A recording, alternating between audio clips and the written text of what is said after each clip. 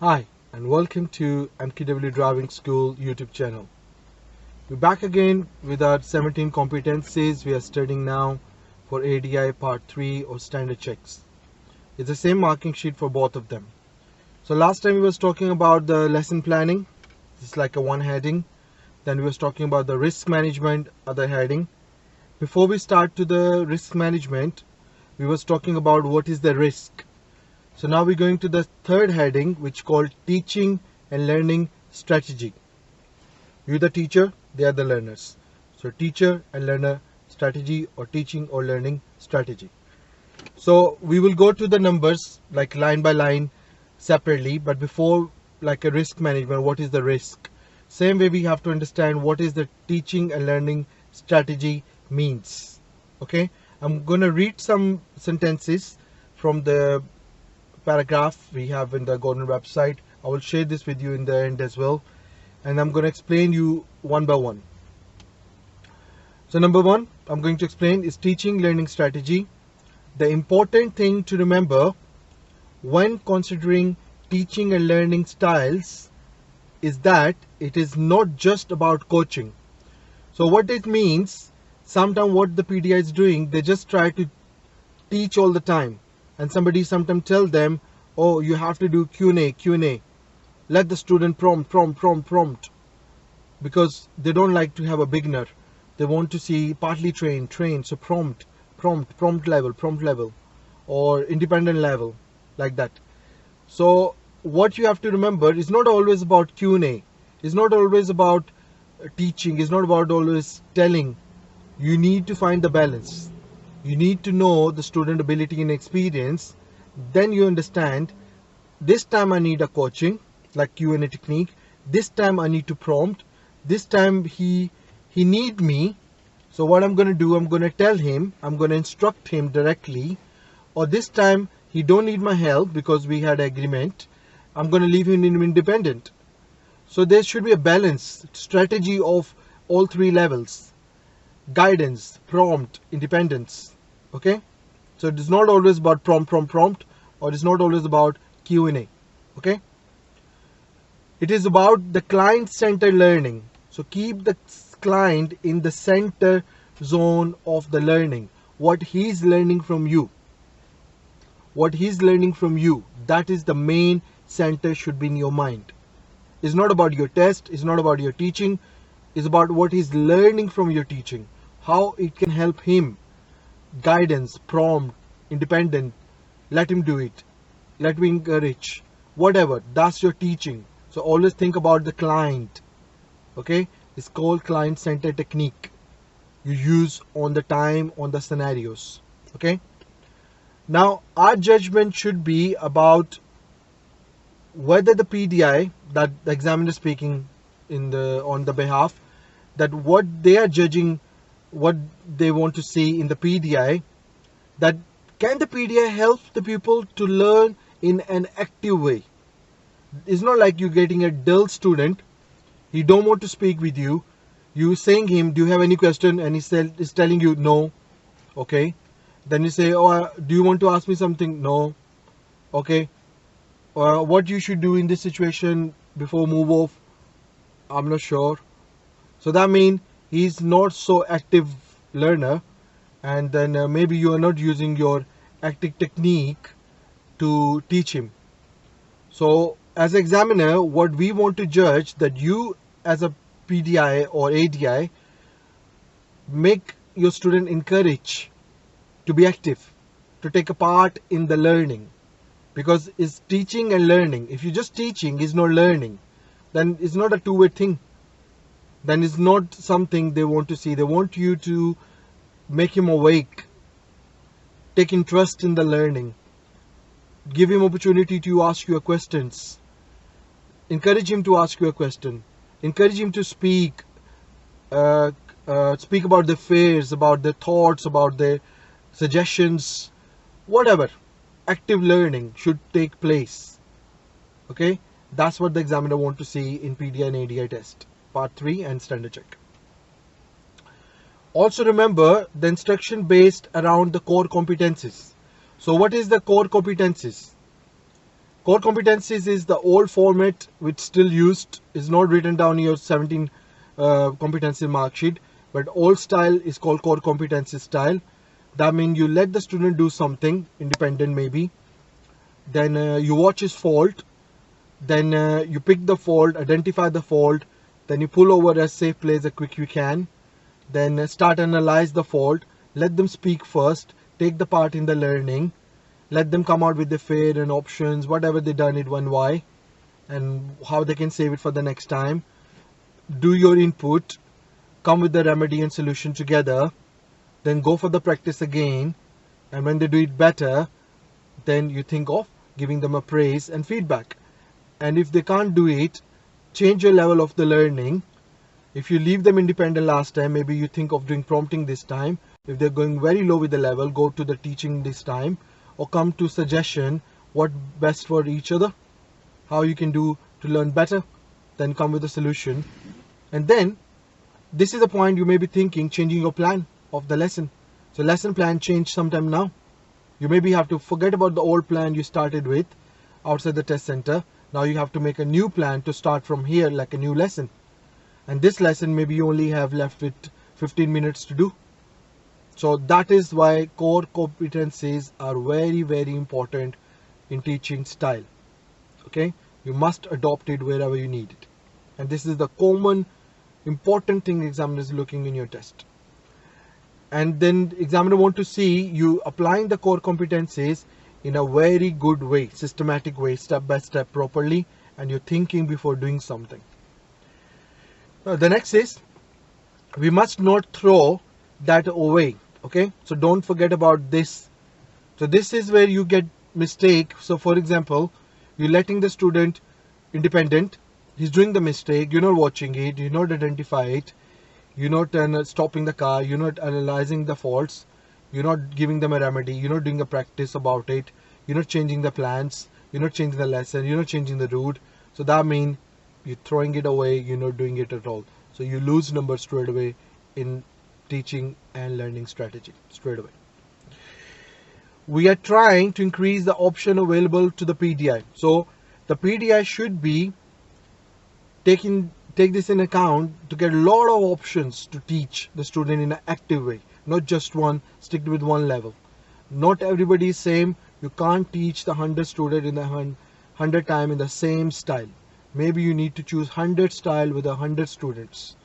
Okay, so we want to see this as well, that you change when student change and you adopt according to him.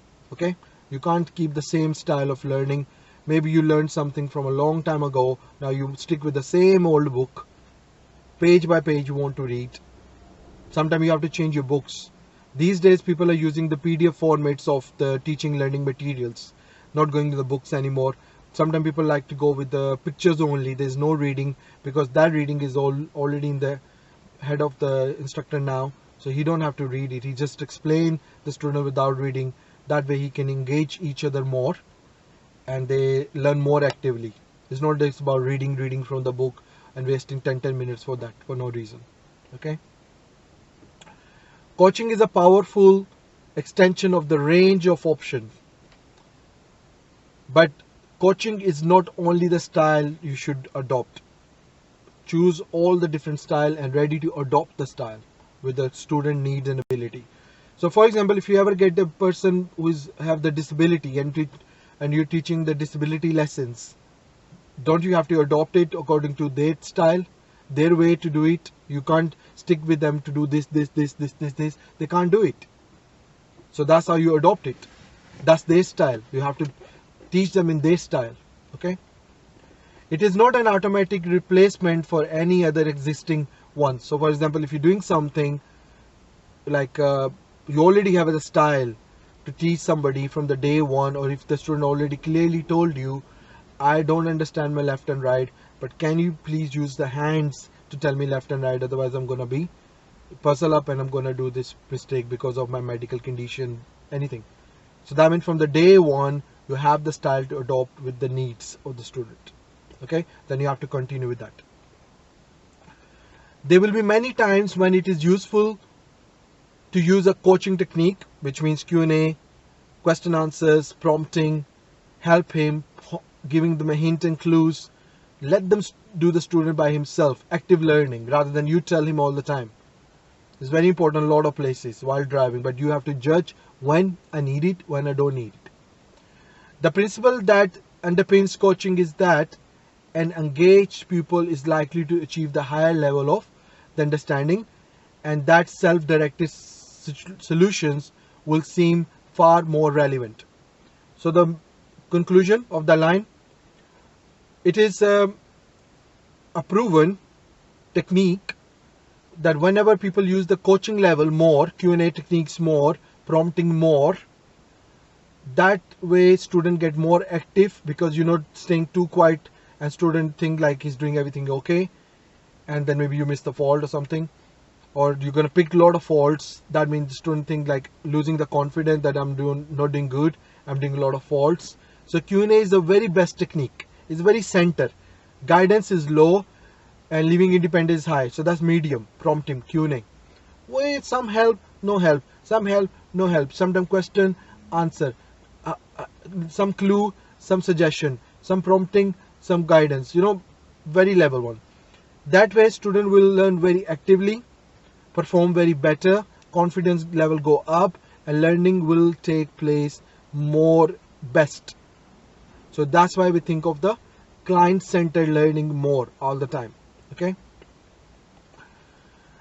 This applies in every situation, including instruction, direction, independence. Yeah. Direct instruction is useful in helping a pupil in the early stage, like a beginner levels. But sometimes you do this instruction because your student is dealing with the new situations. Sometimes you want instruction and guidance to support him where he's struggling. Let's say some student is standing on the roundabout, unable to find the gap. Don't just wait for him for the gap. You got the long queue at the back. If you know there is a gap, student can't do the gap, you start guide him. You drop his level down from prompt to independent to the guidance to get out of the situation. That's a need at that time. Okay. Because you want to help him, because he's struggling in that certain situation. So again, you need to understand when to guide, when to coach, when to leave independent. Okay. Now, good coaching will use the correct technique at the correct time.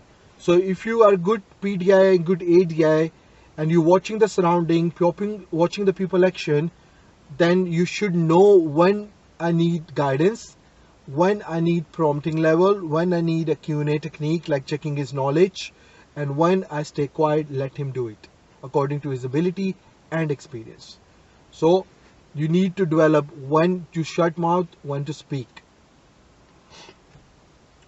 Then the next thing, you must match the pupil needs all the time. If you never done the independence before, maybe prompting and guidance is the only two level you can choose. Excuse me. And if you've done the guidance before and then prompting and independent, then choose all three. If you never came to the prompting, never go to the independent before and always on the guidance, then stay on the guidance. Only one level to choose.